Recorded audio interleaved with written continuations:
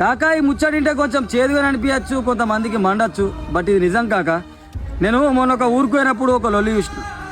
సొంత నామ్ములే కయ్యలు ఆడుకుంటారు, ఒకరిదొకరు గలలిగ్గుకుంటారు.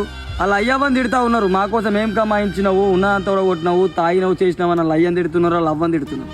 నేను ఒక ముచ్చటైతే గట్టిగా చెప్పాలనుకుంటున్నా కాక. అయ్యవ్వలు లంగలైనా దొంగలైనా మనకు మన అయ్య ఉన్నన్ని రోజులే మనకు పేరు, ఒక బలము, ఒక బలగము.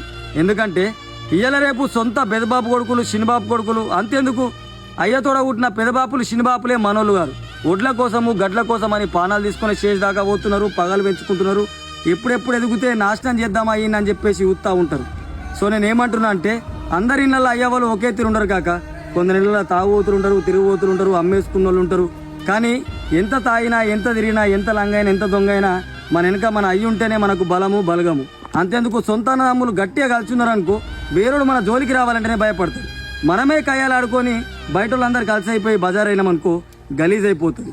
లాస్ట్ ఒకటే ముచ్చట చెప్తా కాక. ఇంటి ముచ్చట మన మధ్యలో ఉంటే అది మనదవుతుంది కాక. బయట దాకా పోతే బజార్ అవుతుంది. కొంచెం ఆలోచించుకోరు.